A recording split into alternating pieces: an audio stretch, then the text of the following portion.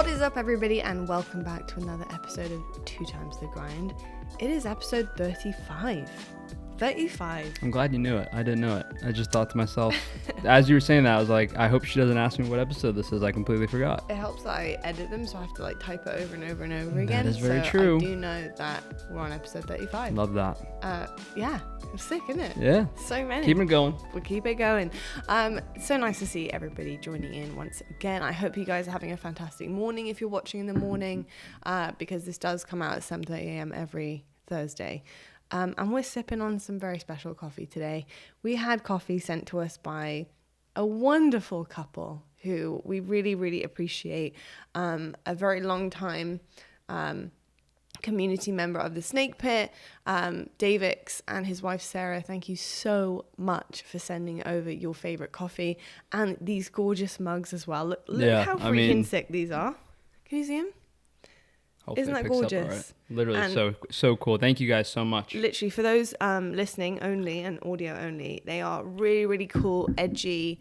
I would say almost like distressed mugs. Mine is yellow, and it has Summer Moon logo, kind of like. Same. Well, they're ceramics. They're pottery. They're made by hand, and they're just absolutely gorgeous. Summer Moon is the I thought coffee. the box was a little heavy.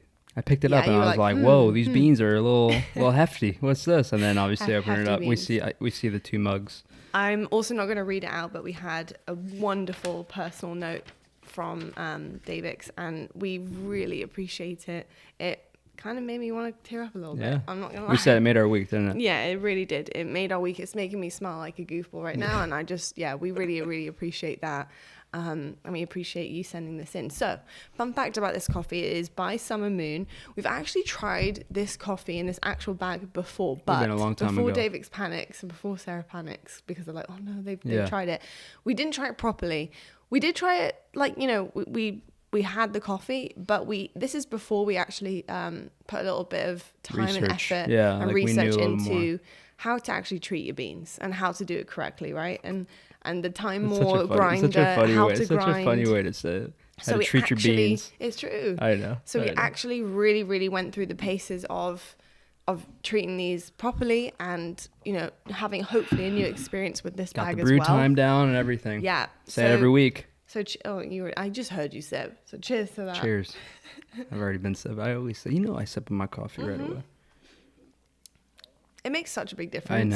I know it does. It makes such a big difference in how you do it. I remember really liking it last time too, but I don't know this time. I just feel like our coffees, for the kind of the more inception of our, not just bitter, but a bit more watery. Yeah. Now if we French pressed them at the time, they were better. Yeah. But if we did it any other way, Keurig, or we did too much water or whatever, this is great. Now we got it down to we have science. it down to Shout out, bro. Yeah, we do.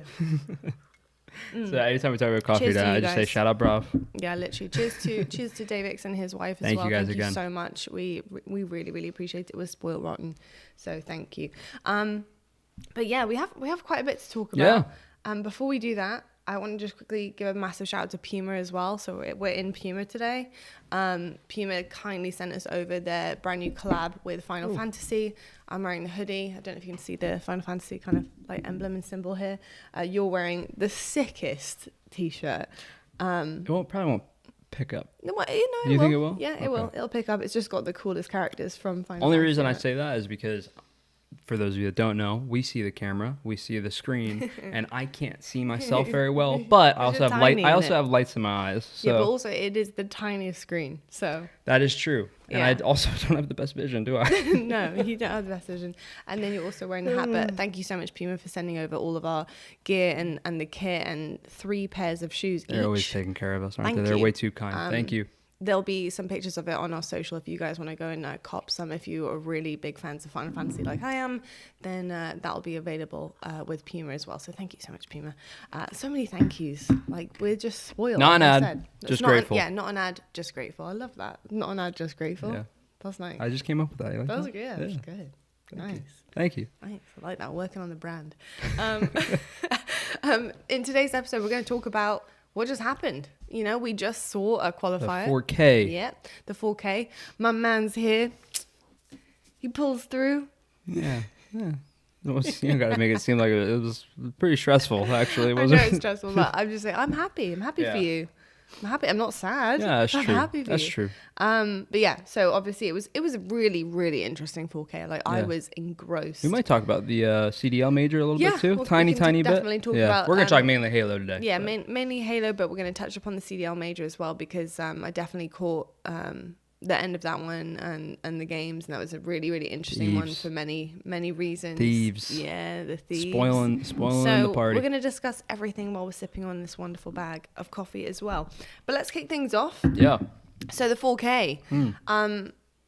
Really interesting. Crazy. Because our podcast last week kind of, I don't want to say, kind of psychic almost, but we were talking about complexity. We were talking about where they fit in and slot in and, big expectations for them and how they're going to perform. And we kind of, I definitely put a lot of stress on Collect in terms of like him as a player and how I expect him to perform. And he really did just that. He shone. He was shining. He shone. It was really cool to watch that happen. But Complexity making a killer run. Yeah. In that 4K and getting into the Grand Finals with you and taking you all the way to game 7. Yeah, absolutely. Luckily didn't reset the bracket for you guys. Like, luckily 50, for you. 50-49 game 7 too. Not luckily for us because as fans, like we kind of want the drama and we want to see all the games unfold. There's plenty of drama. Plenty of drama, which we actually probably could just talk about how like funny all of this is. But yeah, the 4K. So talk to me about the journey of that for your team in particular, and then we'll kind of get into some of the other teams. But you guys were looking pretty good the entire way through. What was it like at the start of that, picking things back up again, getting into competition once again? Yeah, it was fun. Really fun. We've been working on our game a lot. I think we're getting closer and closer to where we're trying to go. We still have a long way to go, in my opinion. It's significant how much better we're getting. And it's funny because like we talk about all the time, it's like it's just stuff like that you won't notice. Like you won't know what I'm talking about. Like when I say that, because like obviously we just got second at Charlotte. We were primed to really close it out and win it. But it's just getting tighter and tighter and closer as a group to know what we're doing in all situations and understanding the ideology of how we're trying to play. And I just think that's coming together more and more. It's not perfect. It's still not 100% there. I'm hoping it's 100% there by Worlds. That's how far out it can kind of take. But it was really fun. It was really fun to play. Started a little shaky. Went game 5 with Shopify. They're a good team, Shopify. And on top of it, I don't know why. I think it's something to do with the way that they had potentially like qualified in. I'm not really sure, but for some reason they're our like first match. Right. Even though I would say they're probably like, I would have thought that they're the higher seed in our pool, like if that makes sense. Like we're the 2 seed. I would have thought they're the next high seed in the pool. I could be wrong because obviously Proton was in there too, but I do think Shopify is ahead of Proton. Yeah. So I think anytime that you play I don't want to say your hardest match, but that high like seed match. Yeah, well. First it's like a bit like what we talk about that. Don't we? We start out a little shaky, and there was always a bit of like slow. I mean, like for our team specifically, this isn't about me because I'm an early riser. But and I love the guys, and hey, listen, everyone has their schedules, but they're a little bit late wakers, So a 12 Eastern start time is a little rough. World 2 goes to bed at like 6 a.m. And in fairness, the tournament starts at 10 a.m. for him. So it's an early day, especially for him. John and Brad are both in Texas, so they're an hour behind as well. So yeah, just like a rough start, but Sunday felt really good. Yeah. The finals didn't feel that great, which we can talk about in a minute. But starting Sunday and playing G1, I thought we had a great series against G1. You did really good. We win game 1, we lose game 2, but then like it's just the way I keep kind of explaining it. I feel like the way that we played in games 1, 3, and 4, even game 2, we had a really close one. We brought it back really well. Yeah. Just playing the way that I think we're trying to play. How did you feel G1 performed, obviously with their brand new addition? Did you feel like it had benefited their roster? I know obviously you played really well against them. Yeah. Just in terms of like the feel of the actual flow of the series, because I feel like you guys have a better insight actually playing them to know what a difference a player makes to a team. Yeah, I mean, I kind of feel somewhat of the same playing against them. Like, I just think that they're just 4 really good, talented players. It kind of hasn't changed too much. It kind of hasn't changed too much. Like I said, I said it in the last episode, and when you and I talked about it. I just think it's gonna be like a vibes thing, and is that kind of and also to his credit, I will say, I mean, you and I talked about it a little bit. Suppressed was going off. Oh my god, he was at one point. I was like, oh damn. Yeah, he's scary. You and I were sitting there going like, damn, like he played. I think he played native red. I think he dropped like 30 to 40 kills minimum in the objective games. I don't know how many he had in the Slayer. I think he was like might have even been close to 20. I might have just made that up, but it was a ridiculous series out of him. So do you feel the same with him with Suppressed? I did. I think I definitely do. I do feel like he's added an element of aggression to their team that maybe they were lacking or needed or just wanted a refresh of. Yeah, because it's interesting because like I feel like Suspector was like I feel like he is. Yeah, but I don't know whether or not like this might be just a weird theory that I have, and you tell me. But I feel like sometimes when a notoriously aggressive player, like that's just their play style, right? Yeah. Like not super aggressive, like not like John aggressive, like Renegade aggressive, but just like an aggressive player. When they first join a team, for me, it's almost like they're going, this is what I can do. Yeah. Like, you know what I mean? Like I think there's an element of like your team allows you to kind of show us what you can do. Yeah. And not only that, but there's the pressure of showing up, right? Yeah. In front of everyone and being like, hey, I've been added to the team for a reason. I deserve this. This is what I bring. And then I think as time goes on and as the team element and the dynamic changes or just kind of you get into your groove, you find that balance. Yeah.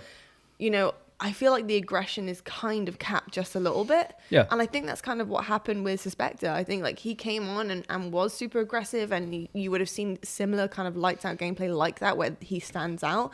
And I do feel like over time, that can kind of somewhat get counterbalanced with just a team dynamic. Do you reckon? I agree. I agree with you. And honestly, like ignoring those teams, I mean, you can look at us. Like when we first formed, we were so aggressive. We were overly aggressive. And then the reason it cuts down is because you just start to pick up on more and more how like it's not always the best case. Yeah. So you start trying to figure out, okay, when's the right time, when's the wrong time, and then you like can kind of get in this weird like flip-floppy in your head of not knowing when to go kind of thing. I agree. I think you're spot on with that. I think you're spot on. It just shows you just like, and yeah, it is great. Obviously, like having a fantastic KD, especially with your newest member, is amazing. But as you can see, it doesn't always get you across the board. It doesn't always take you across the finish line. So sometimes like that aggression does have to be kind of put back into the cage a little bit and released at certain moments to be able to actually objectively win. Yeah. But yeah, it's kind of interesting, isn't it? Because it is almost like a kind of like platform. Yeah. Like I feel like the honeymoon phase is like a platform, like where you're like, let's see what we can do. Let's just go for it. I think it's like also like you're just so willing to do everything. Right. You know, like I think when you first form your team, same thing with our team. You know, it's like, okay, you're going, well then I'm gonna go. You know, but then it's like when that kind of falls off a little bit or that dies down a little bit, you know, you start to really look at the game more objectively to where you're like, okay, he's going, you know, like this person's going, you're like, well, I really shouldn't go here. But like I've always said about Halo, sometimes you doing the wrong thing together is the right thing. Yeah. You know what I mean? Like it's better to do the wrong, like if somebody you know is going to commit 100%, it's better to do the wrong thing. Like just buy in. With numbers and just 100% commit to that thing, because the chances are you're better off doing that than letting your teammate die in that situation on their own, and in turn the three of you will probably die anyway. I also think with like G1's case in particular, I do think it helps them.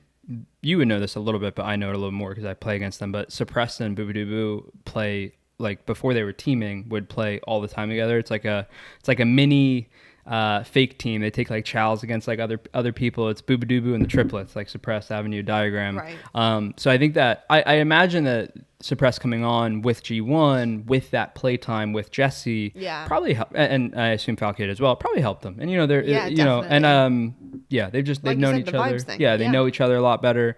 I said it. I don't know if I said it on the podcast or not. I know our team was talking about it. I know you and I were talking about it. I think that every team with the team change from the first week, improved. Would you say the same? I would say so. Yeah. Every team that made a roster change improved. Yeah, they definitely did improve. I think because even Sen with Suspector, I thought they looked really solid, and that's with not a lot of practice. Yeah. You know? Yeah. I agree. I completely agree. I think just sometimes even just like for a team, it obviously does depend on who you pick up, right? But there is an element of a refreshment with a new change, a new feel. Yeah. So I think there is a lot to say about improvements on all of the teams that have picked up somebody new, and in the likes of Complexity, they've picked up 2 new players, and that roster has really outdone themselves. Yeah. Right? I mean, this qualifier was massive for them. Yeah. Pressure. There's like a lot to like unpack here, and there is, because like in my head instantly goes to, okay, now how are they going to fare with the pressure on their shoulders now doing that on LAN? Like there is a lot of eyeballs on this team now because of how well they did, and it's fantastic. But now you've got to convert that cheating accusations into a getting major. thrown around. Yeah, on there's top a lot of accusations. You know? There's a lot of outside pressure. Yeah. And a lot of eyeballs going to be watching, and it's just about how that team handles that pressure going into the next major. So Complexity. Yeah. We talked about them in the podcast because the last time, and we kind of unwrapped what we think was going to happen and how well people were going to do, and kind of how it was going to settle at the end of the day in this qualifier. And you kind of gave a little bit of insight because you'd scrimmed them. Yeah. Were you expecting what you had seen in the scrims in the qualifier, or was there a higher level Complexity version, especially heading into that grand final with you guys? It's tough to say. Like, I feel like they played somewhat of the same, but I just think when you're clicking, like their play style is very, like I said, I keep kind of referencing the last podcast. I think I talked about their play style quite a bit in the last podcast. Very aggressive. Yeah. And I just think that when it's clicking, like, it looks really good. Yeah. And then when it's not clicking, and there's no offense to them, this is just about the play style specifically. Yeah. Like you can, when it's not clicking, it can be a bit like easy to pick apart, but we won't talk about the cheating stuff and the accusations and all the drama going into it. We're just going to focus on the 4K. Yes. But like, it just seemed like they were clicking. I thought they played really well. They looked like they were flying together, working together. Objective efficiency was there. Collect, who obviously is probably their biggest pickup. Obviously they picked up Monster as well. Some people say Monster is the biggest pickup, but with Collect, he was going off. He was dropping plus 10s and plus 15s, and I thought he had that on Sen, but maybe like less, I guess. Like, I don't know. But then, like, on the flip side, it's funny because we're gonna keep talking about Complexity, but talking about Sen, I was wondering if you caught it as well. In their matches, like Suspector's dropping plus 10s on Sen, he right? He is. Yeah. Like, it's funny because like the roles are kind of switched. I think maybe. Like I said before about the aggression thing, and Collect 100% was very aggressive. Like, he was very aggressive in his He's games. always been. Yeah, and he was doing really well. Maybe the dynamic on Sentinels just wasn't quite right for him. Obviously, you have another player who can get really high kills in spawn, and maybe that can be a little bit difficult just in terms of play styles maybe clashing there, and Collect maybe not feeling like he can quite do what he needs to do. I don't know. That is questions I won't ever know the answer to. Even I won't know. Yeah, like no one will know the answer to. I can only speculate on like why maybe Collect was, excuse the pun, but suppressed in the department of aggression. But it's interesting to see him on Complexity, and like I said to you, I just felt like this was his moment where he was just gonna go for it. He was gonna be the guy to just like he's the guy on feel the team. Comfortable. To feel comfortable. And you were right about Tuss. Tuss brings such a massive piece to that puzzle by, I think, just kind of pushing everyone in the right direction. And we saw that numerous times, even just with his gameplay. You can kind of see him taking charge and leading where he needs to lead. So it was an interesting dynamic for sure. I don't know why people would say that Monster was the biggest pickup, because aside from all of the accusations and aside from all of this, the drama, like, he would have really pivotal moments. Yeah, don't get me wrong. There were pips but Cycle and Collect specifically were, Cycle and Collect specifically were on this in terms of the stat line. Yes, exactly. Do you know what I mean? The reason I say the Monster thing, just for clarity, is because every team he goes to, or every team he has been going to, has improved with their online placement. Has been blessed. So it was a joke. No, I know. Has been blessed. I know, but it feeds into that whole thing. I think the one thing I will say about the accusations against Monster, especially following the court, the Law and Order session that went down on APG stream, which is very it was entertaining. It was very entertaining. I did feel for Monster a little bit. It was difficult, but I think APG handled it really well. I don't think he was disrespectful. I felt like he was, kind of talking to chat and making sure everything was kind of okay, and like nothing too ridiculous was being said and stuff. And like you said, gave him his platform to speak and to defend himself. But at the end of the day, as somebody who looks at competition all the time, no one can actually judge based on theatre clips. It's impossible. You cannot, because I'll tell you something. My gameplay could probably look sus, and I suck. You know what I mean? I suck. But like looking at outlines and looking at theatre gameplay, like it's always going to be really weird, especially when you couple theatre and the outlines and slowing shit down and stuff like that with pro level awareness. And it becomes really dicey. Yeah, and there's no comms to it. There's no comms. You don't really know. You have to go back through footage. You can look at it and go, rough. You can look at it and go, ooh, that looks a little weird. But you'll never, at the end of the day, you'll never 100% know. No. Unless someone's being blatant. And obviously in this case, like if someone was, you certainly wouldn't be. But I think there was a solution. What they're going to be doing is the monitor cam and all that. Everything. Monitor cam everything. Show us what you got on LAN.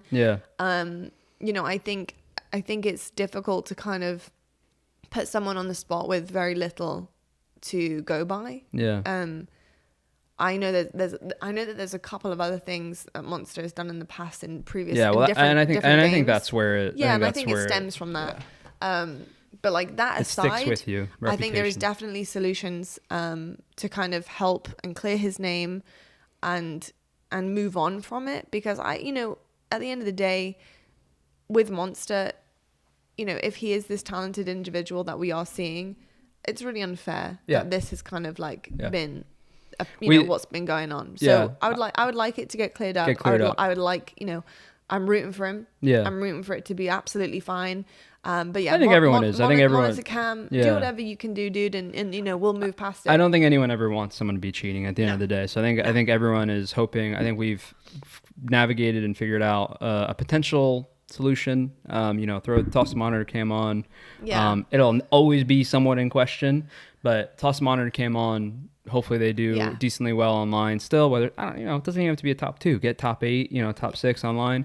And if you go do the same thing at LAN, hopefully it just squashes it. And, it's been a big, would stigma be the word? Like a big talking point, I guess, I don't know, in the community for a long time, especially around Monster. So hopefully, we can move past it and focus on high level Halo. Yeah, definitely. And that's all we got to really say about I really hope so. I always think about people's mental health and I said that about what gets said, and I do think there is like a culture like that cancel culture almost, but it's not quite cancel culture. It's more like rooting for there to be something. Like I feel like there's a lot of people, and I'm not saying this about the pro players, I'm saying this more about community and Twitch chat and stuff. There is always like that APG asked me rooting for it to be true. APG asked me, he said, hey, like, did you see the stream? And I said, yeah. He said, this is on his stream, like after, like well after. Right. And he said, do you think I was rude? I said, do you want me to be honest? And he said, yeah. Like, everyone's like, yeah, of course. I said, I don't think you were rude. I thought APG handled it really, really well. I think overall, I think he trolled a little bit about it, which like even Monster's like, why are you joking around? Because it's like, in his point of view, it's like, obviously he's being accused, but either way, I think Brad handled it great. Yeah. The thing that I didn't like about it, or that I don't like about it, and this is why I just need the monitor cam and I want to just get past it, is because and we've talked about this in the podcast, so we're not being hypocrites to talk about my stream, so I'm not being a hypocrite. Yeah. We've said it a bunch. Obviously you could tell me if you agree with me or not. I'm just not a fan of hate, and it's like Twitch chat, when you stream with 2K people, it's just hate. And it's like, whether you're guilty or not guilty, it can affect someone's mental health. And obviously it sucks, because like if they're cheating, you want to be like, well, who cares? But what if they're, and I'm like, but what if they're not? And it's like, it's just such a, and I just think, I've always said, and luckily we have a great community here, so I do appreciate you guys always commenting such nice things to us. Hopefully you spread that positivity everywhere you go. Yeah. Because and I get it. I get. Yeah. You know, it's a touchy subject. People don't like cheaters. I mean, who does? But I think like the best way to kind of end this whole conversation, and I'm talking about from the community's point of view, is that Monster has agreed to use a monitor cam always. You know, when he's online, always. So if that is the case, and he's willing to do that and put that on show, and then willing to turn up to LAN, I'm like. That's all we can ask for, exactly. right? It's like there's nothing else that you can do at this point. So, and just to we're obviously gonna move on now, but just to back up what I was saying, it's like after the fact, I see people commenting about Monster, and they're like not talking about is he cheating, is he not? They're talking about like him as a person, like him as a man, being oh, if I was him, I would never let you talk to me that way, and they're like. Putting him down for, you know what I mean? I'm just like, it's just such a, I don't know. Yeah, and that's why I get like, brutality that's why character. I get very like, oh, you know, and like I said, I understand some of it in terms of like, you know, if you're just commenting sus, not sus, that's not what I'm talking about. I'm talking about personal attacks and, you know, whatever. You know what I mean? We don't condone hate. I don't think anyone really does, but it's just, I think large groups and Twitch chat always leads to something a little negative. I have to agree with that for sure. But hopefully move past it. I think it's good to get that out of the way anyway, because when we're going to be discussing complexity in a second and kind of their journey, you know, I don't want in anyone's minds for them to go, well, they only did so good because someone was cheating. Like, put that completely aside, out of your brain, because regardless of that, you've heard from APG say this out of his own mouth probably like 5 times. They didn't lose to complexity because of somebody cheating. They lost because they just weren't playing very well. So the fact that has already been said, like, take the cheating part, whether you believe it, whether you don't, out of your mind as we progress through and talk about complexity and kind of how well that they did. Because, and talk about the tournament. Yeah, there's a lot. There's other players on this team as well that made this happen. So, you know, their run was pretty spectacular, to say the least. And that, for me, I knew this was getting very, very serious when they took down OpTic. Yeah. Now, with what APG said about how that they weren't playing well, would you say that this was more of like a really hot complexity roster, really kind of messing up what OpTic want to do in a series, or was this OpTic playing poorly? I think anytime you're talking about a top team, I think it's always going to be a little bit of the two. I think the top team always has the advantage in that I give you the benefit of the doubt that if you're playing your best, like, you're probably going to win. You know what I mean? Like if OpTic's playing their best, I mean, they're the best team. Like right now, they're the best team in the game, right? Yeah. So when you lose a tournament, not just to Cole, but again, they also lost to Native Red. Like, the signs are clearly there. Like, hey, you just had an off day. It happens to us. It happens to everyone. To be fair, it hasn't happened really to them, like, almost ever. So big credit to them for how consistent they've been. But, you know, I just think it's a little bit of both. They obviously didn't bring their A game. Cole playing as well as they were obviously has a factor on that. But yeah, you know, such a weird balance. Like, I was just thinking in my head that it's definitely better, isn't it, if you're a losing team, to say we weren't playing very well. Yeah. Like, it was because of us, than to say, oh, the other guys played so well. Yeah. Do you know what I mean? Like, it's you almost never hear that ever. Like, it's never, like, it's always there's always that question, like, for a team, like, they'll always say, like, oh, that just we weren't on our best game. Yeah. Like, we weren't playing well. Like, there was never, like, really rarely credit to the other team and being like, well, damn, they just smoked us. Like, they were so good. Like, holy smokes. Yeah. We weren't expecting that. Do you know what I mean? I'm not saying that, like, no, it's a thing for it's a thing for top teams. But it's true, isn't it? Yeah, it's a thing for top teams. It's almost a bad habit. And referencing us, like, I remember, like, losing Orlando, and you remember I was like, man, we just weren't playing well. But we lost twice SSG. And it's like, man, we just weren't playing well. And then, like, really, if you remember, it was after Worlds where I was like, they're just better. Like, those two teams are just better than us. Like, I can no longer say, like, we just had a rough day, or we're not playing our best. It's like, if we're consistently not able to win, then, like, you know, that's what, like, with OpTic, I do think it's because it's harder to decipher that with a team who is always winning. Yeah, with a team who is always winning, like OG, they have earned the right to say we just didn't have our best day, without question. But could you? I know it sounds silly, but on the same kind of plane here of that balance of, like, who was playing well, who wasn't playing well, type of argument. Yeah. Could you could you also say that consistently as complexity go through and continue to get to the grand finals? Do you know what I mean? Well, I think like they were clearly playing well. No, so that's why I think that like when you beat a team like OG doesn't need to be their best to beat you. Yes, like plain and simple. Right, like they're top, they're borderline top 2. Yeah. Probably our top 2, even if with their C game. You know what I mean? Like they're that good. You know, or call it like top 3 because we'll give credit to SSG, of course. But I think that when a team like Cole beats them, I think you like you're saying, and then like Cole goes on to be another team, you go, oh damn. Like they're playing really well. Yeah, because you never actually know, and it's funny because like I've said this to you. You know, we always talk. You know, I say all the time. Lon and I talk Halo and esports nonstop. It's like we'll have like a really good scrim against like a good team, and then like the tournament will happen, or like random, or like maybe it's in the next scrim. It doesn't even need a tournament, and like that team that we scrimmed will like not do well, and I go, oh shoot, like maybe we weren't playing that well. Like maybe they just aren't playing great right now. You know, so it's like. And the same can be said for when you're winning, like with Cole beating them, the same exact thing can be said where it's like, were they playing lights out or were OpTic playing bad? Yeah. And I think that the way that the whole thing went with the whole 4K, I think that both things are true. You know what I mean? Like OG then goes to lose to Native Red. Native Red's a great team, so you can't knock it too much. But at the same time, OG have had their number. OG's had everyone's number. So you can say they just clearly didn't have their best game on that day, right? I mean, and at the end of the day, it's kind of like an irrelevant thing. It's not going to, no one's going to talk about this past this week, basically. But then like complexity continues to beat good teams. Yeah. So you go, oh, they're playing, they're lights out right now. Yes. Yeah. Okay.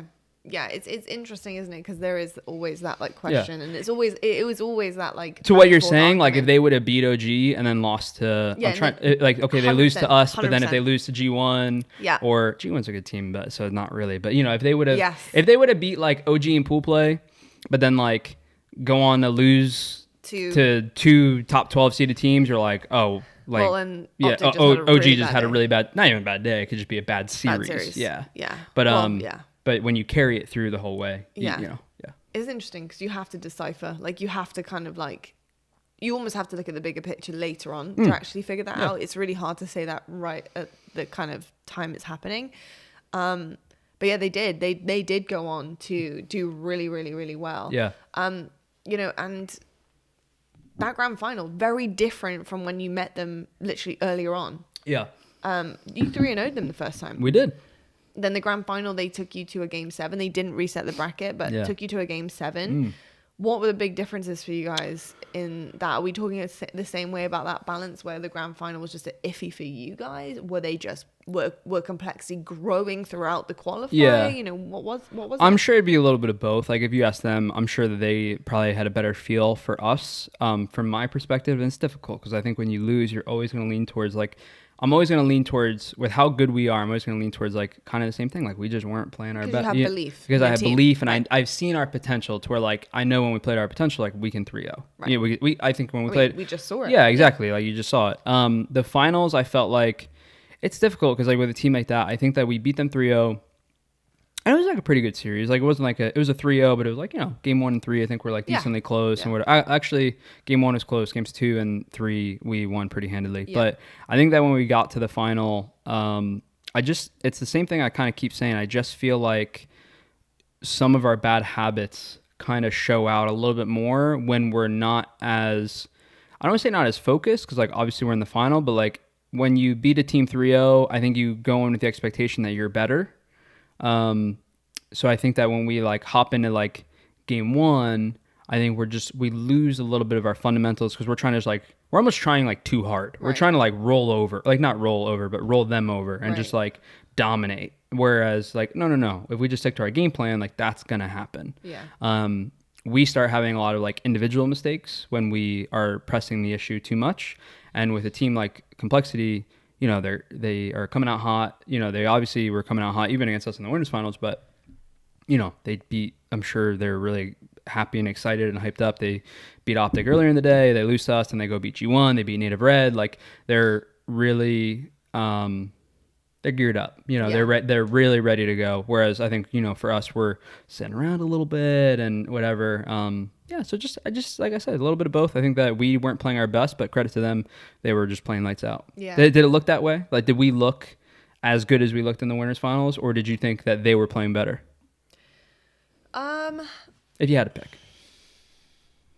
It's really difficult sometimes Could to be be both. able to like tell, but I think from kind of my point of view, like I am able to watch their scrims. Like I can literally see his monitor and I can like see it from afar and I can watch it. Like you have, obviously you're taking OBS footage of your scrims. You can go over VOD, so I can see it on the top screen from afar, so I don't have to like sneak behind them or anything. You creeping over there? Yeah. You know I always am.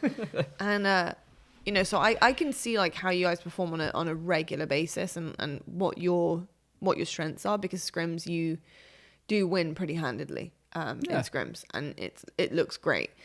So yeah, I would say in the grand finals it was a little bit lackluster. Yeah, it's probably what I'd say. I wouldn't say there were any like fundamental problems, but I just think that there were some things that you guys can always revise and work on a little bit more, just to, I don't know, I think just be always on the same page. And I think that's always going to happen when you're a brand new team, figuring out what page you want to be on against what team, and because teams play very differently. That's true. I think and them in particular play very, I think people who say stuff like, oh, we're just going to play our game, I think that is true to some teams, but I do think that if you want to be the best you can possibly be against so many different teams, you have to kind of switch it up based on who you're playing. The way that I've always looked at it is like it's like playing your game but with like minor adjustments. Yes, because we talked about it, where you're acknowledging what other people do and what other teams do, and you're not going to let it impact you or sway you, but like you're aware of it. Where 100% so and so goes bottom mid all the time. Yeah, like, we're gonna make sure we look. We're gonna make sure we look at bottom. Yeah, we're gonna like,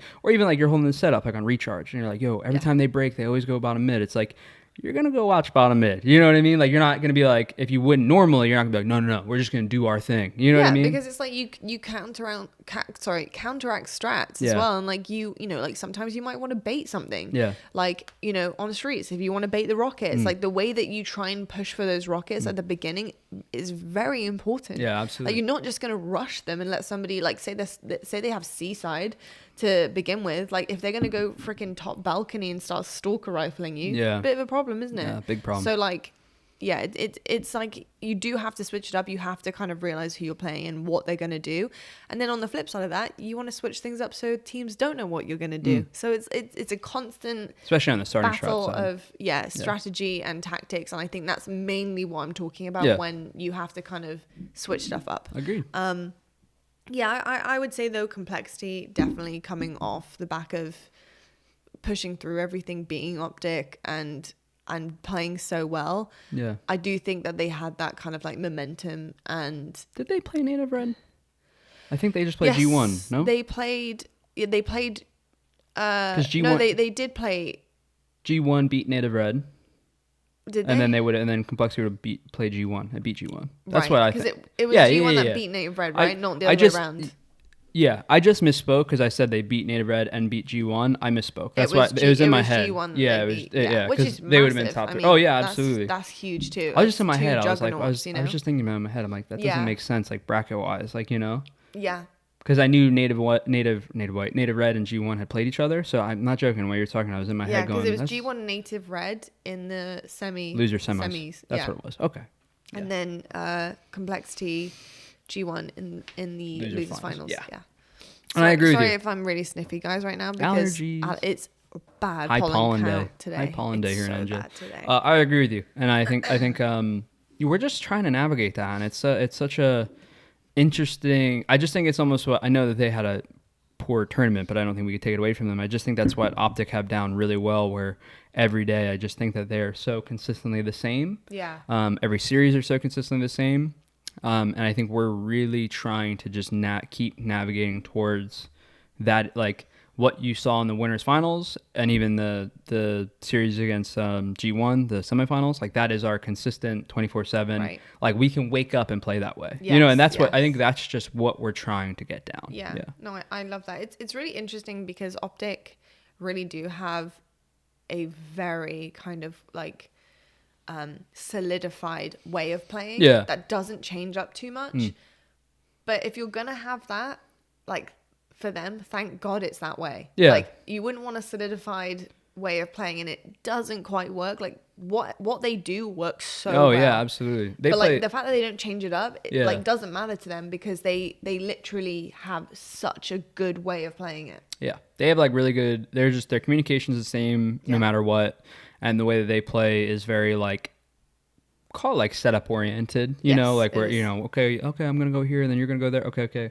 You know, it's very manageable, you know, like they roam together and walk together and have these setups that they know that they're going to have.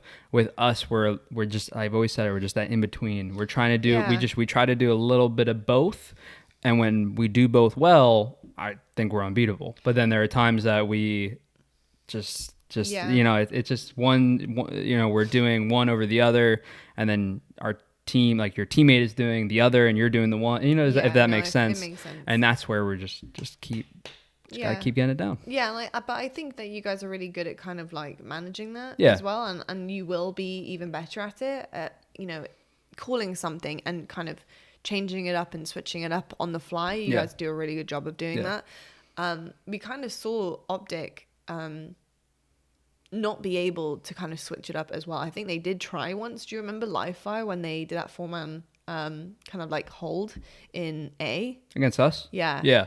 And like because they were trying something different, they were trying something in the moment, and like it just, there was something that just I feel like it just felt really natural for them to like have to do something like that, rather than something that is like cemented already for them as a team that they know that they can do and that they know that they're comfortable with. I mean, that might just be me looking in and totally getting the wrong idea, but there was a couple of things, and even Lucid spoke about it afterwards in an interview, that they tried and they just couldn't pull it off. And it's kind of interesting to see that you know, that's something that they're not quite comfortable with doing, is kind of picking up strats on the fly and pushing with that. I just didn't feel like confidence coming across from them. Yeah. You know? I mean, you know, that was a long time. That was a long time ago, obviously now. But to your point, I mean, I think that some teams are always gonna struggle with different aspects of the game, and maybe for them it's that, you know, there's not many that they struggle no with. They don't. And I think the biggest benefit for them that they have, where we're trying to catch up on, is just a lot of playtime together. You know, they've been teaming a long time now. They played a lot together. I keep saying credit to them because it's just true, but they play like matchmaking together all the time. Like I love that. Same.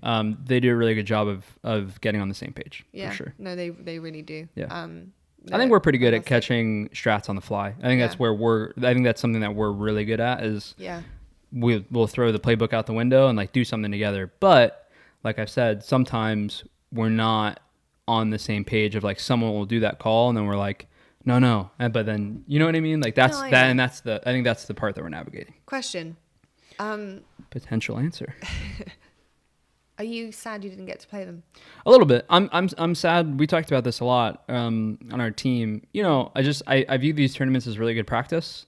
I like playing SSG. I like playing OpTic. I'm always going to be a little sad if we don't play them, just in the sense of like, you know, I mean, like, hey, I'm happy we won, but just in the sense of like, I just want to get the most out of, like, look, it's a 12-hour day. I'm sitting there for, regardless. I say regardless. Hopefully, I'm sitting there for 12 hours because hopefully we've made it to the finals. You know, but it's not 7. Yeah, you know, so it's 2 very long days, and I just want to make, at the end of the day, I just want to make the most of it. So, I don't know if sad would be the word, but it's like, you know, because there's probably going to be those people who say like, yeah, Faze won, but they didn't have to beat OpTic. Oh, I don't worry about. I don't worry about stuff like that. That's good that you don't. No, it's because it's like, because it's there. Yeah, it's just stuff like that's always like, you know, I don't know, stuff like that's always like like what was the one tournament like SSG won, for example, and it's like we lost to like Avengers, and people are like, oh, but like they didn't, you know, like, but Faze were in the finals, and it's like, well, Faze sucked this tournament. So like, you know, like we weren't good this tournament. So like, no, like we probably, if we made it there, we probably would have lost, you know? And I mean, with OG, hey, you never know if they're going against us, maybe they kick it up a gear. But you just got to play who's in front of you at the end of the day. I don't mean that, by the way, as an offensive way of like, oh, they suck, so we would have won. You don't, because you used your team. Oh, yeah, exactly. I'm just making sure that's very, very clear. It is. But, you know, I just always look at it as you just got to play who's in front of you. Yeah, play who's in front of you. And it's true. Yeah. It is. It's very true.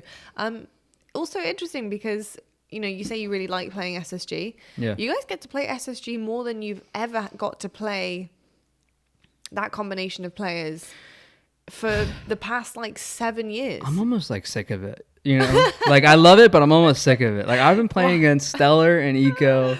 I know, but you never really got to scrim them for such a long time. Like Yeah. Halo 5, No, but I mean, like, like they wouldn't really scrim in Infinite because that's just their thing. That's just their thing. That's they no just disrespect don't, to them. Like they just don't. They That's just just don't not like what they want to do, practicing. and that's fine because it clearly works Yeah. in some capacity. A little different now. We practice against them. No, a that's little what I'm bit saying. now. Yeah. But you get to play them more than you have done in like the past 7 years.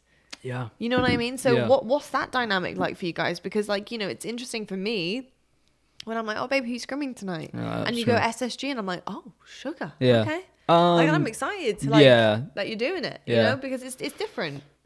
It's kind of I don't know. I don't really think think it's good practice for you guys. Oh, like, it's really good. It's definitely good practice. Do you like vamp it up a little bit because it's SSG or? I mean, I think I'd be lying if I didn't say it's like on your mind that you're playing a top team. Right. I mean, you're like dumb if you don't recognize that you're playing against a really good team. You know, like oh shoot, we're playing against a top 3 team. Like let me make sure I warm up 10 minutes earlier. You know, 10 minutes earlier than normal. The whole thing of like playing and stuff is, I mean, we get good practice from it. I'm sure they, hopefully they think that they get good practice from it. It's really kind of worn off. Like even like the OG thing, like we don't play against OG, they don't play against us. I don't think that they want to scrim us. No. Even that's kind of worn off where I'm just like, okay, like it is what it is. I don't think it like I don't think it affects you guys like oh damn, they don't want to play. No, I just think it's more like, it's just more interesting because like you have now a new layer of practice with SSG being in the mix. Like now that they want to scrim you, there's definitely like that new layer of practice, of high level practice that you guys weren't getting before. And that's no disrespect to other teams, but it's against a team that all of last season were beating you guys. Yeah. You know what I mean? So it's a team that is always going to be a huge competition when you get up there in a major. When you face SSG, you're like, we really need to concentrate. We really need to like kind of pull our heads together to get this done. Yeah. So it's a new kind of layer of your practice. Yeah, for sure. I mean, I just think it's fun. I just like competing. So it's just fun playing good teams. I love how like my head, I'm just like so analytical of everything because it's just my role. Yeah. Like, you know, I'm always like, oh, this means this and this means this and wow. And, you know, and then for you, like, I mean, it's just playing, and just, I'm like, oh, fair. It's just because it's just, I mean, like, I think from your perspective and even from like a fan's perspective, it's just cool because it's like 2 top teams battling and scrimming. Cool. Yeah. For us, it's like, it's practice, you know, and I've always said it, and I've said it when we've won, I've said it when we've lost. It's like, doesn't really, like, it matters in the sense that you want to see improvement from it, but like, I don't really care if we beat them or they beat us or, you know. That was my next question. So like, is there, so with that, you know, everything I'm talking about, is there a new layer of like, you know, if you guys were to like lose a scrim pretty badly, or like say you lost the last 3 scrims against them, leading up to a major, would that affect your mentality? No. Going into it? No. I think that we would probably, I think that every team would agree that like when you're losing scrims, you're probably like harping on things you need to improve on more in practice. Right. But no, because it's just, you know, scrims only matter so much. Like even like a team like SSG and Splice and Cloud9, like they've never scrimmed well, and then they're just there winning tournaments, you know. And it's like even going to us, we were really good in Halo 5 in practice for quite a long time, and we would win a bunch. And then we kind of started being like worse in practice, but then we would still go win and get top 2. Yeah. Even going back to like Kansas City, our Kansas City practice, we had really good practice in terms of like our improvement, but our scrim series, we lost like every series against every good team. Like OpTic, SSG, obviously Cloud9 at the time. G1 were beating us a lot in scrims. I think there was another team too that I might be that I'm like losing. It might have been like Native Red or something. But either way, you know, we weren't like winning scrims, and then we went on to win the tournament. Yeah. And you're like, so it's just practice is just that. It's just practice. If you win it, you're probably in a better spot than if you lose it. But on the flip side of that, if you lose it, or if you lose games and you're, you know, whatever, I just think you have a lot more to work on, which in turn can have you be way more prepared. No, it's so true. And it's interesting to hear, like, the thought process behind it, because I feel like coming into majors a lot of the time, it does affect how fans feel. Yeah. Fans are looking at the scrum results, and they are looking at like who's doing really, really well. I think it's a good basis. And it's interesting because on the flip side of that, as a pro, and again, this is where when people make an argument like, well, they're losing all their scrims. Yeah. The pros aren't really bothered about that. Like it's interesting to see, because like scrims are a place of practice, of trying new things, of like seeing what's working, seeing what's not working. Sometimes you have players getting on who really cannot be bothered that day, and like that's a problem as well. I just think trying to combat that. Yeah, well, and it's like the easiest, and I feel like that. Yeah, that does happen. Gosh, my hay fever is so bad today. So sorry, baby. Oh, tough day. Yeah, it is a MJ tough pollen. day. We're getting through it. It's the easiest way to explain that is like everyone. I mean, no person wakes up and is 100% every day. Yeah, it's just impossible. True. And you could say the same thing on tournament days, but on tournament days you're a little bit more geared up and ready to go. Scrims are like an everyday 6-hour battle of, and it's hard to be 100% 24/7. I don't think pros are not bothered by it. I think that we are, but it's like we're talking about. It's just in the sense of, it's just a place of learning, like you mentioned. It is. You want to win it. You want to win it. You want to be a little bit closer to where you want to be. But if you lose it, you're just not freaking out. Yeah. No, that makes sense. It's interesting just because of how the two sides of the coin, like the fans and then the actual players, look at scrims. A lot of the time. Of course. But yeah, they're a good indicator. I always say it is an indicator. The 2Ks, the 4Ks, scrims, they're a really good indicator of teams. But it's just and it's always going to be this way. It's just never going to be the end all be all. No, you just can't read too much into it. It really is an indicator rather than you can make a prediction for it. Like you can make your prediction for the event based on scrim results. Yes. And a large majority of the time, like you're just never going to get that 1 through 8 perfect, Do you know the answer to this? Because I definitely don't. So I'm wondering if you might know the answer to this. So like in leagues like Valorant, not COD, because I kind of know the answer to this, but like Valorant and other kind of esports, did the top teams of those, like Overwatch, Valorant, all this, did they scrim CSGO? Did they scrim other top teams?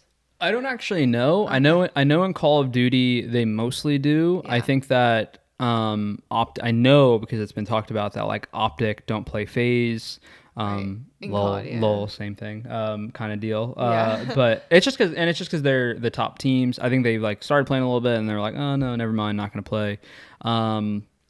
But I think like from their it's a lot of the same. It's just a lot of the like, we're a top team and they're a top team. Like from OpTic standpoint, I think their analyst actually talked about it. He's their head coach now, I think actually. Yeah. He said like, our strong suit's hard point. Their weak point has been hard point. We just didn't want to give them like that learning curve to understanding our hard point better. And I think it's fair. I don't know about other games. I can't specifically say I don't know about other games. It's always been a bit on and off. Let's say that. It's always been a bit on and off, which makes sense. Yeah, definitely. It's interesting, isn't it, with scrim culture for sure, because it's like, there's only so many days of the week. There's only so many teams that you can play. Yeah. And as a team, like you have to pick your best competition because you have to improve. Like it's really important. So, it's interesting to kind of like talk about whether or not top teams even play each other, because it's like there's a stop point for a lot of teams towards the bottom of like teams. Yeah. And then there's a stop point towards the top part as well. It's like you don't want to play your best competition, but you don't want to play your least competitive competition because it doesn't improve you. Yeah, I think that's always changed in esports over time. Like I remember back in like Halo 2, I could be wrong because I was only like 11, but when I was competing, but not like at the highest level. Yeah, with the bowl cut. I love it. I don't think like Final Boss and Carbon ever played each other really or anything like that. And then but then Halo 3 came out and all of a sudden like all the top teams were landing against each other. And then at some point in like Halo 5, we stopped playing it's just a very, I don't know. It's just, what was scrims like back in the day when you were really young and you were like kind of coming up in the 6 years from 11 like to, I don't know, age 17 or whatever? Like what were scrims like? Was it as serious as it was now? No, when did the seriousness kind of, do you remember Halo a year 5 where it kicked in? Yeah, Halo 5 is the first, like, it's because it became people's full-time job. Yeah. The years before that, at least in my experience, I mean, like, look, I was a top pro in Halo 3. By the end of it, I was placing in the top 5, and especially for my age, I thought that was pretty good, for being 16. I'd say like top 8's like a top pro, but obviously you could probably argue like top 3. But it just, I don't know. It's just like gaming in general. It just wasn't as serious as it is now. I just think it's because it wasn't people's full-time careers. Yeah. That makes sense. I'm sure some of the top teams took it more serious than we did. I thought I took it serious. I was probably almost too serious. Back when I was 16. I'm glad you were. Yeah, but where you are now. But I think that Halo 5 was the first time where it was like really. It was like it just started. Salary, because salaries get involved, $1 million prize pools. All of a sudden, it's like how it gradually becomes used to like to get a scrim back in Halo 3 or Halo Reach. You used to message your entire friends list and say TO4, meaning team of 4 ? And you would get a message back, and it would say like yeah we're on, or like I'm not even joking. This is how lazy gamers are. We would reply and just be like I, meaning like invite. Like not even, we wouldn't even take time to go and say invite, just be like I, or like whatever. That's so or like people would just reply AA, and it means like invite us. So like so you get on. So like scrims would start like 10 o'clock at night. You get on, you play a bunch of matchmaking, and then you'd get a scrim or you wouldn't get a scrim, and that was kind of that. Nowadays it's like we have like a spreadsheet of like a months book of it in advance, and it's crazy, isn't it? How it changes. Like I remember your parents telling me that they used to fall asleep to you scrimming. In Halo 5. Playing. They liked it. It was soothing to them. Which is adorable, because not many parents, I think, would think that. They would. So the reason why they did that was because obviously around Halo 5, I was 20, I want to say, like 20, just turned 21 when we were on CLG. And obviously they would hear me scrimming every night when I lived there. And then when I moved out, we were still everyone still streamed everything. Yeah, it was like, they were like, whoa. Like when I moved out, they were like, whoa.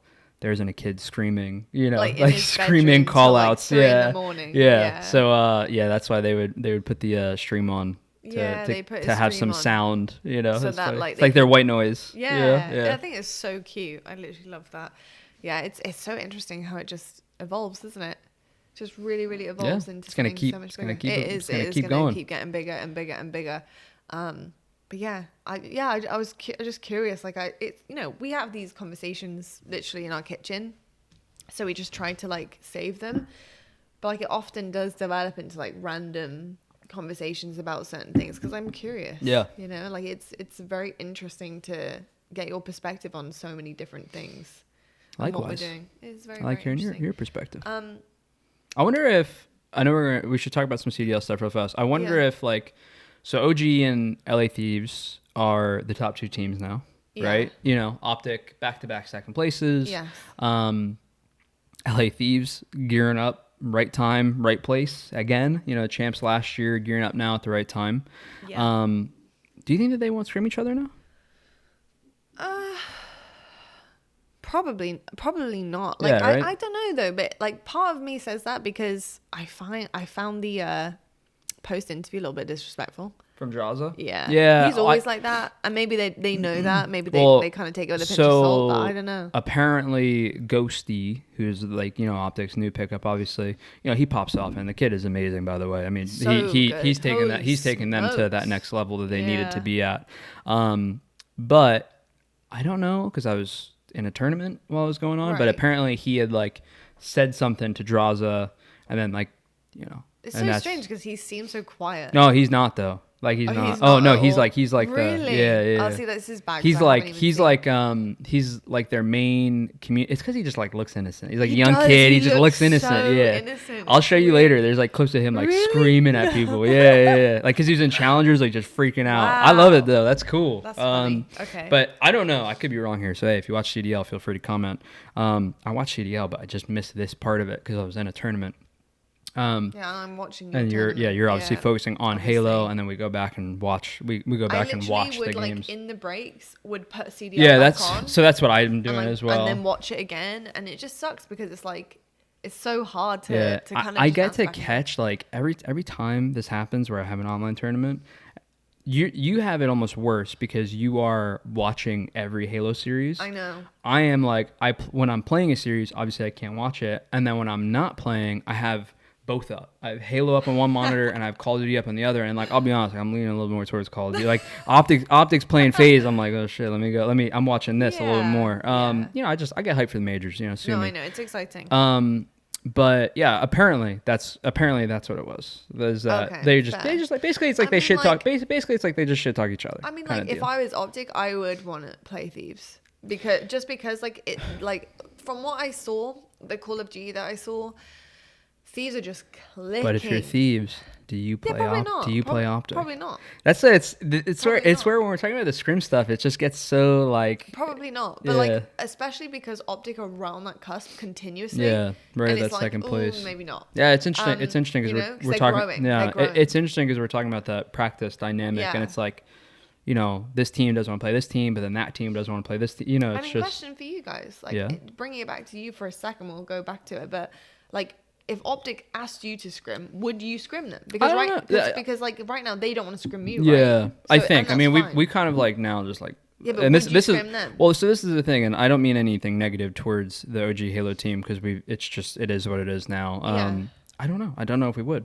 Yeah. You know, I always lean towards like, I've always had the stance of I just like playing. I like playing and I like playing good teams. Like, yeah, I probably would. Does that mean our team would? We'd have to really talk about it the same way I'm sure that they've talked about it. Right. You know, I've always said my only issue ever was the start of the game, where we had like 6 teams that wouldn't play us. Yeah, but also at the start of the game, nobody's in order. No, exactly. Like there is no order of anything. So like OpTic won the top team. Yeah. So it's different. Yeah. So my big like no one is. Yeah. It's just no one's got the number one spot yet, and everyone's trying to climb. Yeah.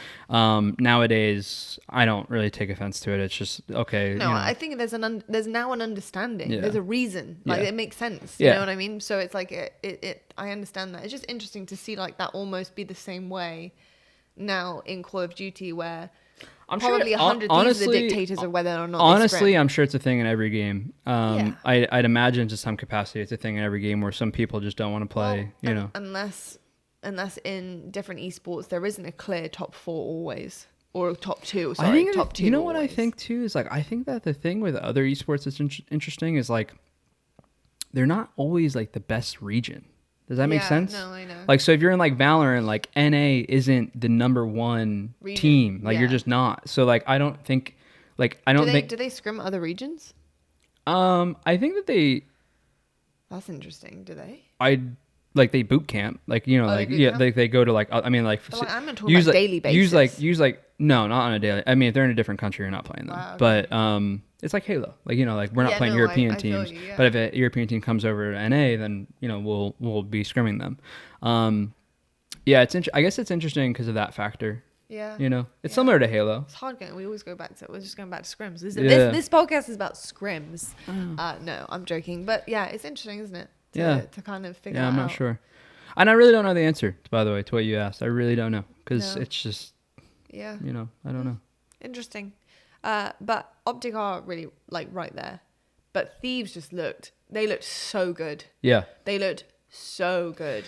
Yeah. They Oof. They are gearing up at the right time. Yeah. The good thing for OG and Faze as well, of course. You know, gotta root for Faze. Now I'm on Faze. Yeah. I've always thought they were ridiculous. I rooted for them before. I've said this before. I've always rooted for OpTic because I love the green wall. Yeah. I've also equally rooted for Faze and Thieves. Funny enough, that's your top 3 right now in Call of Duty. I've always rooted for them. I like Nate Shot. I think he's incredible, and the brand that they've built is incredible. And then with Faze, even before I was on the team, Simp and Abizi specifically, I'm just like following their journey, being like, wow, like this is ridiculous. So Thieves are turning up at the right time.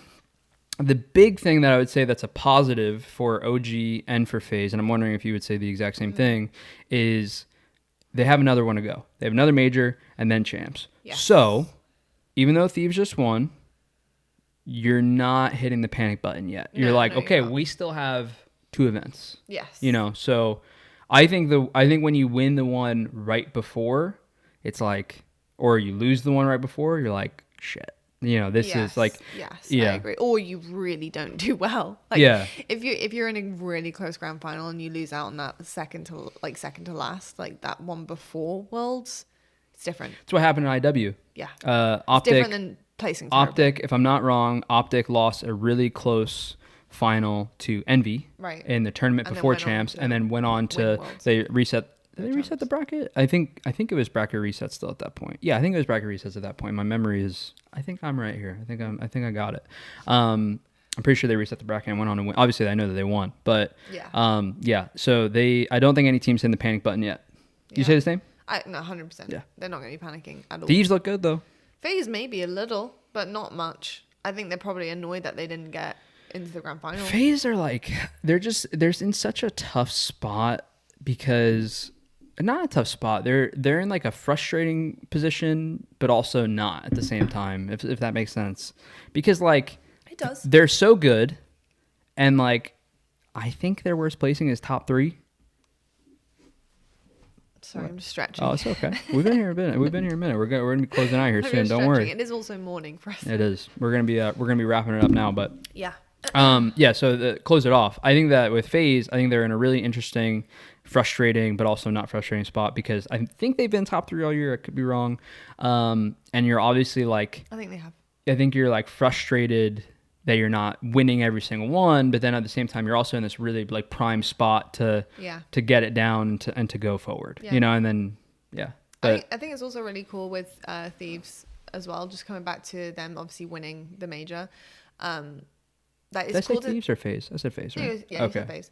But coming back to Thieves, like it's just cool to see like old faces like popping back off again. Like Octane, and it's cool. Absolutely crushing it. I really, and just to go on your point, I think it's really cool. They're the same team from their champs roster. Yeah, they didn't see huge success at the start of the year. Yeah. People are freaking out about how poor they looked at times, and then like just to do it the same roster. I just love that. I love that about Esports. Yeah, I think that's really really cool. Be a fun down the stretch to see how it kind of plays out. And a big congratulations because Octane Sam just got engaged. Oh, big congrats. To his longtime girlfriend. Big congrats. Huge congratulations to the LaRues, I believe it is. So big congratulations to Octane as well. And congrats MVP. to Thieves on... he was he was, MVP, right? damn. Yeah. I said that like thinking he got it. And as I was saying, I was like, damn, I hope he got it. He did. I'm pretty sure he did. Yeah. He was insane. So massive congratulations. Love that. And a big congrats to the LA Thieves as well for winning that major. Some really exciting stuff with COD. I think storylines are just popping off. So it's going to be really, really fun to tune into the next 2. And we'll see if there's any switch ups and switch rounds, or can Thieves hold on for another 2? Yeah. We'll see. We'll have to wait and see. Big takeaways from today for me, it's got to be, will Complexity keep it going? Are they going to be that roster to keep it going? Are they going to push through the honeymoon phase and survive this new marriage? We'll see. We will wait and see. But yeah, really exciting. Congratulations to you, babes, for winning that 4K. Thank you. Really, really great. You were outstanding. I know we haven't talked about like your personal performance much today, but you were amazing. Thank you. So yeah, very proud of you. Very proud of you. All right. It is time to rate our coffee. I've got to say it was delicious. We've actually had this back before, this Velvet Blaze by Summer Moon. It's oak roasted coffee. It is absolutely delicious. This one's a medium roast as well. And just to refresh your memory as well, this was seasoned in Texas oak. So this is actually from Dallas, Fort Worth, I believe, is what Austin. David said. Oh, it's out of Austin and Dallas, Fort Worth. Oh, is it both? I think it's out of both. Oh, okay. I think it's out of both, yeah. Austin, well, sorry, this is in Austin, but I think his note said something about Dallas, Fort Worth, right? I don't know. I think have so. a quick peek. It was. I think so. It's local to Austin and Dallas Fort Worth. Oh, okay. Yeah. Both. So both, which is really cool, actually. So they clearly have 2. But yeah, absolutely delicious bag. And I'm just really glad that we made it right. Yeah, got to do it right this time Made around. it right. Yeah. We also have stickers as well, which I absolutely love. We have stickers. loads of stickers. I love stickers so much. I need to take I need to just take one of our laptops and just do it. I really want to cover a laptop in the stickers so bad. So I think I might actually do that as well. I got to say, I'm going to give this one a 9 out of 10. I don't know what I rated it last time. I have no idea. Yeah, I don't know either. This was so good. Like, so good. I really enjoyed this. Yeah, I'm going 8.7. 8.7? Yeah. Nice. Medium. I always say it, medium roast for me is never going to be my absolute favorite. Yeah. Delicious. I don't mind a medium roast. I just can't stand a light roast. Yeah. I like medium and I like dark. You can't stand a light roast. Like we do like it. Okay, it's just not our preference. It's not my preference. When I say I can't stand a light roast, yeah, acting like you wouldn't drink it. Like that's the biggest lie. It's like the biggest lie in the world. That's such an exaggeration. We've had a light roast plenty of times. I just like the deep tones that you get from a medium and especially a dark. Yeah. But I've got to say this is absolutely delicious. Yeah. I really, really enjoyed this. I'm going to give it a solid 9. Yeah. Thank you very much for sending it to us. Thank you so much. You literally are the best. So thank you so much. And you guys at home, thank you so much for tuning in and watching as always. I'm so sorry that I'm coming to you so nasally because this pollen is killing you, girl. This is killing me. But I'm going to get through it. I'll be fine. But please let us know what you think of the episode. Talk to us in the comments. We absolutely love hearing from you guys. We read every single comment. Thank you so much for the love and support as per usual. And we will be back next week on Thursday, 7:30 a.m. And as always, stay on the grind.